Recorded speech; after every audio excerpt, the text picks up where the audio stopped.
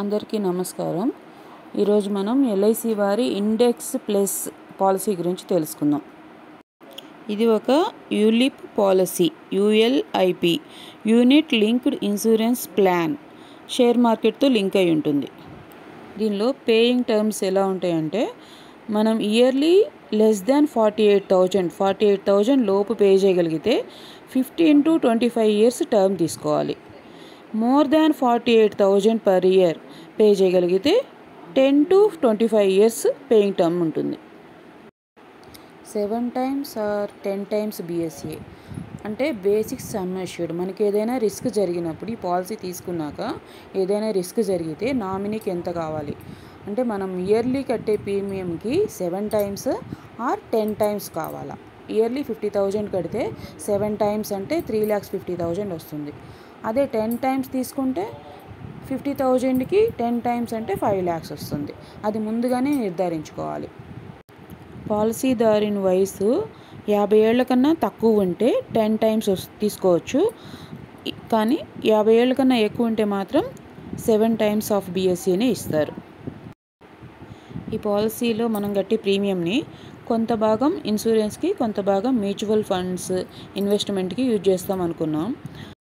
Mutual ఫండ్స్లో వచ్చే ప్రాఫిట్ను బట్టి మనకి రిటర్న్స్ యాడ్ అవుతూ ఉంటాయి.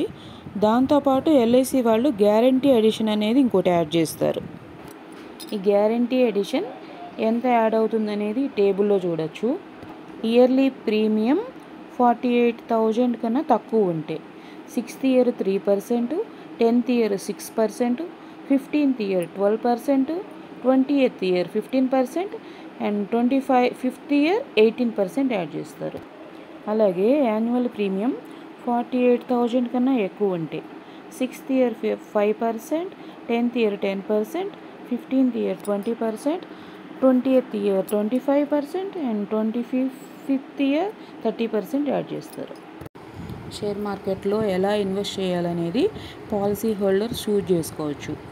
అంటే flexi growth, flexi smart growth అని 2 ఆప్షన్స్ ఉంటాయి. ఫ్లెక్సీ గ్రోత్ అంటే top 100 companies, flexi smart growth అంటే టాప్ 50 కంపెనీస్లో ఇన్వెస్ట్ చేస్తారు. అలాగే కావాలనుకుంటే NSE 50 నుంచి NSE 100కి, NSE 100 నుంచి 50కి కూడా చేంజ్ అవ్వచ్చు. ఇయర్లీ 4 times ఫ్రీగా చేంజ్ అవ్వచ్చు. ఇంకా ఎక్కువ కావాలంటే ఈచ్ టైం 100 రూపీస్ ఛార్జ్ అవుతుంది. ఇంకొంచెం బెటర్గా అర్థం కావడం కోసం ఒక ఎగ్జాంపుల్ తీసుకొని చూద్దాం.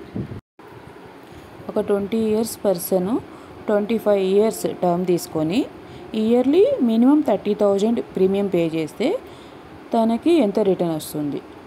ఎవ్రీ ఇయర్ 30,000 పే చేస్తాడు. అంటే 25 yearsలో టోటల్ పే చేసేది 7,50,000. అలాగే ఛార్జెస్ చూసుకుంటే మామూలుగా ఉండే ఎల్ఐసి పాలసీస్ కన్నా దీనికి కొంచెం షేర్ మార్కెట్తో లింక్ అయిన పాలసీకి కొంచెం ఎక్కువ ఛార్జెస్ చేస్తారు. పాలసీ స్టార్ట్ చేసిన first year 2,741 and second year 1,953 and third year 1,907. ఇలా ఎవ్రీ ఇయర్ కొంచెం తగ్గుతూ వస్తుంది. 6th year 7th year వచ్చేటప్పటికి 1,200కి వస్తుంది. ఆ మిగిలిన ఇయర్స్ మొత్తం, మిగిలిన టర్మ్ మొత్తం 1,200 అయితే మినిమం పే చేయాల్సిందే. Next guarantee edition. ఈ గ్యారంటీ ఎడిషన్ అనేది కంపల్సరీ యాడ్ అవుతుంది.